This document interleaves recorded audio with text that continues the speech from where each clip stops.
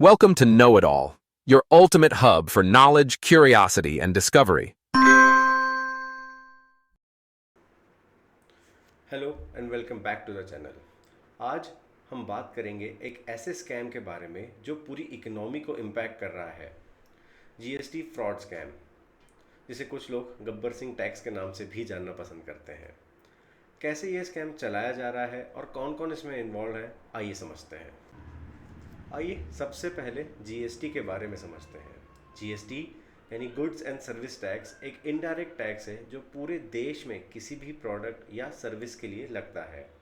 यह टैक्स इसलिए आया ताकि देश में एक कॉमन मार्केट बन सके और स्ट्रक्चर सिंप्लीफाइड हो।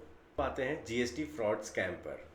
इस स्कैम में कुछ लोग और कंपनीज फेक इनवॉइसेस बनाते हैं, यानी जो प्रोडक्ट या सर्विस कभी सेल या प्रोवाइड ही नहीं हुई उनका भी इनवॉइस इशू कर देते हैं। इसका पर्पस सिर्फ और सिर्फ टैक्स की चोरी करना होता है। और जीएसटी फ्रॉड करने के कई तरीके हैं। सबसे कॉमन मेथड है fake invoicing. Company fake invoices बनाती हैं ताकि उन्हें इनपुट टैक्स क्रेडिट मिल सके बिना कोई टैक्स एक्चुअली पे किए। ये फ्रॉड डिटेक्ट करना मुश्किल होता है क्योंकि कंपनीज नॉन एग्जिस्टेंट भी हो सकती हैं या फेक एड्रेसेस पर रजिस्टर्ड भी हो सकती हैं। लेकिन आपने ये सोचा है कि ये सब फ्रॉड करता कौन है? अक्सर बिजनेसमैन, करप्ट टैक्स ऑफिशियल्स और कुछ इंटरमीडियरीज इन्वॉल्व होते हैं जो डॉक्यूमेंट फोर्ज करते हैं और फेक कंपनी इस्टेब्लिश करते हैं। ये लोग कभी कभी बड़े नेटवर्क का हिस्सा भी होते हैं, मल्टी स्टेट लेवल पर ऑपरेट करते हैं। सरकार ने भी जीएसटी फ्रॉड के खिलाफ कई कदम उठाए हैं। Regular audits, digital verification, AI based tracking system जैसे स्टेप से फ्रॉडस्टर को पकड़ने की कोशिश हो रही है।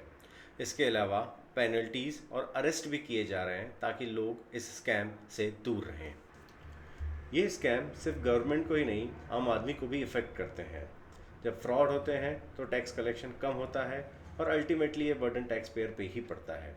इसलिए हम सब की ड्यूटी है कि जीएसटी फ्रॉड जैसे स्कैम्स को रिपोर्ट करें। और अगर आपको ये वीडियो अच्छी लगी हो तो प्लीज़ लाइक और सब्सक्राइब ज़रूर करें। याद रखें, देश को स्कैम से बचाना हम सब की रिस्पॉन्सिबिलिटी है।